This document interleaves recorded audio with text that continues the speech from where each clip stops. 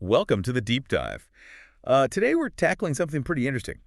All this online chatter, specifically search queries, around the Knicks and the Pistons. Yeah, we've got this big list of what people are actually typing into search engines. Exactly, and our mission really is just to sift through it, pull out the key things fans are zeroing in on, give you the quick version. Sort of decoding the fan hive mind, looking at these specific questions about the matchups. Okay, so first thing that really hits you is just how many searches mention the teams directly. Detroit Pistons versus Knicks, Knicks versus Pistons, Pistons, Knicks.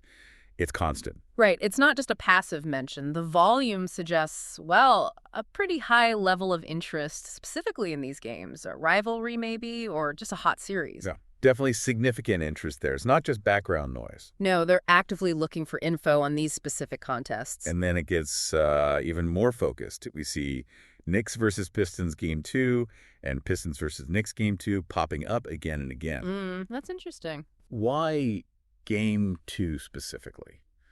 What do you think makes one particular game stand out so much in the searches? Well, it could be anything, couldn't it? Maybe it was like a turning point in a series or a really dramatic finish. Or a big player moment, perhaps. Exactly. Could be a standout performance someone wanted to look back at. The search numbers definitely suggest it wasn't just another Tuesday night game, Yeah, fair point.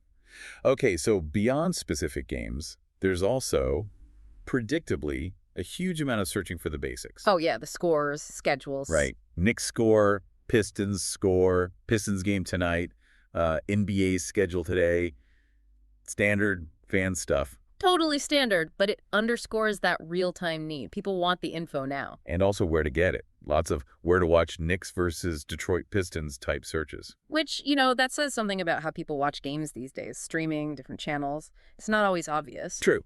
Now, this I found quite interesting, the player searches. For Detroit, it's heavily focused on Cade Cunningham. Makes sense. He's their guy. But for the Knicks, it's much more spread out. You see Brunson, naturally, but also Malik Beasley, Dennis Schroeder, Anunoby, even Paul Reed. Yeah, that's a wider net. What does that maybe suggest?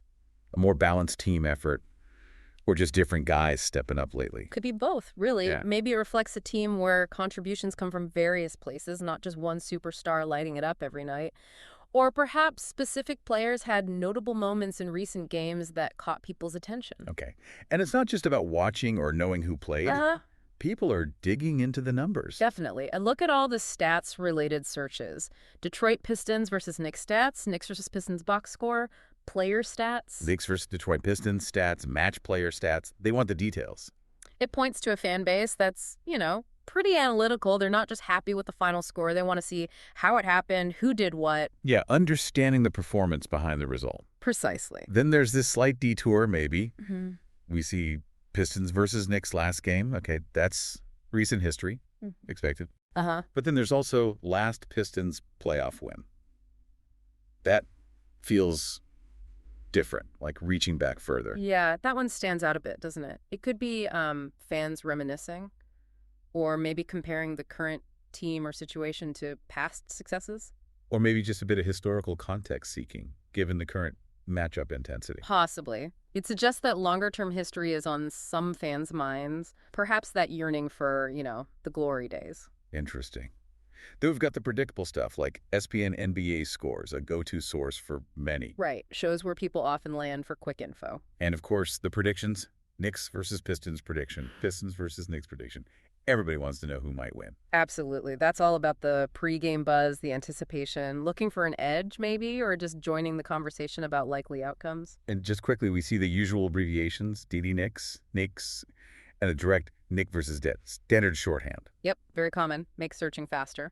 The stray 1, 2, 3 and the mention of Game 2 without more context are a little harder to pin down definitively, though. Yeah, those could be fragments, maybe tied to specific odds or parts of forum discussions. Hard to say for sure out of context. So wrapping this up, the big picture seems clear. There's a really high level of engagement around these Knicks-Pistons games. For sure. Fans are actively seeking out everything, from live scores and viewing options to deep stats and player specifics. And even a bit of that historical perspective creeping in. It's not just casual viewing. No, it shows a fan base that's invested, analytical, and hungry for information on multiple levels. Which makes you think then, given all this focused searching, What are the underlying narratives here? Is there a specific rivalry heating up that's driving this? And maybe how does this level of fan scrutiny potentially influence things moving forward? That's the interesting question, isn't it? What's fueling this intensity and where does it go next? Definitely something to keep an eye on. Indeed. Well, thanks for digging into this with us today.